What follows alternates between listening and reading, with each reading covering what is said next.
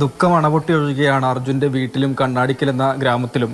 വലിയ കാലയളവിന് ശേഷമാണ് അർജുൻ്റെ മൃതദേഹ ഭാഗങ്ങൾ ലഭിക്കുന്നത്. കുടുംബം ആഗ്രഹിച്ചിരുന്നത്, അല്ലെങ്കിൽ കേരളത്തിലെ ഓരോരോ ആളുകളും ആഗ്രഹിച്ചിരുന്നത് ഈ വിധത്തിൽ അർജുനെ തിരികെ കിട്ടുന്നതിനല്ല. പക്ഷേ 72-ാം ദിവസം അർജുൻ്റെ ശരീരഭാഗങ്ങളാണ് ലഭിക്കുന്നത്. ഇനി 2 ദിവസം കൂടി കാത്തിരിക്കേണ്ടതായിട്ടുണ്ട് DNA പരിശോധനാ ഫലം ലഭ്യമാകുവാൻ. വീട്ടുകാരെ സംബന്ധിച്ച് ഈ 2 ദിവസം എന്നതും വലിയ കാലയളവ് തന്നെയാണ് എന്നതാണ് വീട്ടുകാരുമായി നമ്മൾ സംസാരിച്ചിരുന്നു. ഈ വിവരം അറിയുന്ന സമയത്ത് അർജുൻ്റെ ഭാര്യ, അച്ഛനമ്മ ഒക്കെ തന്നെ വീട്ടിൽ തന്നെ ഉണ്ടായിരുന്നു. സഹോദരി അഞ്ജു ജോലിക്ക് പോയിരുന്നു.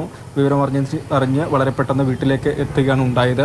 ഒപ്പം തന്നെ വിവരം അറിഞ്ഞ് അടുത്ത ബന്ധുക്കൾ, അയൽക്കാർ, നാട്ടുകാരെല്ലാവരും തന്നെ ഒഴുകിയെത്തുന്നൊരു അവസ്ഥയാണ് കണ്ണാടിക്കലിലേക്ക് ഉള്ളത് എന്നതാണ്. കാരണം ഓരോരുത്തരും പ്രാർത്ഥനയോടെ കാത്തിരുന്നതാണ്. പക്ഷേ ഈ കാലയളവ് ഇങ്ങനെ നീണ്ടുപോകുന്നത് നിരാശപ്പെടുത്തിക്കൊണ്ടേയിരുന്നു. കാലാവസ്ഥയുടെ രൂപത്തിലായാലും പിന്നീട് ഈ സാങ്കേതിക സംവിധാനങ്ങളുടെ കാര്യത്തിലൊക്കെ ആണെങ്കിലും തിരച്ചിൽ അത് പിന്നോട്ടടിക്കുന്ന അവസ്ഥയാണ് ഉണ്ടായിരുന്നത്. പക്ഷേ തിരച്ചിൽ തുടരണം, അർജുനെ കണ്ടെത്തണം എന്ന ആവശ്യം തന്നെയാണ് ഓരോരുത്തരും മുന്നോട്ട് വെച്ചിരുന്നത്.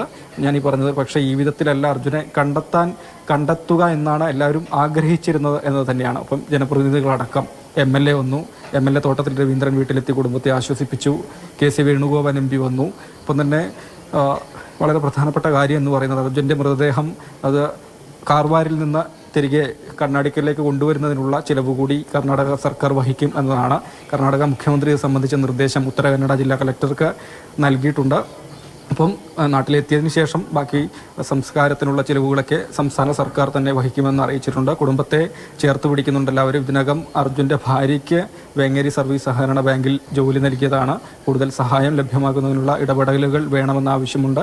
അപകടം നടന്നത് കർണാടകയിലായതുകൊണ്ട് തന്നെ KC വേണുഗോപാൽ ഇത്രയും കാലയളവിൽ ഇടപെട്ടതുപോലെ തന്നെ കൂടുതൽ ഇടപെടലുകൾ നടത്തി അവിടെ നിന്നും സഹായം ലഭ്യമാക്കുന്നതിനുള്ള കാര്യങ്ങൾ ചെയ്യണം എന്ന ആവശ്യം കൂടി ഈ ഘട്ടത്തിൽ ഏതായാലും ഉയർന്നു വരുന്നുണ്ട്.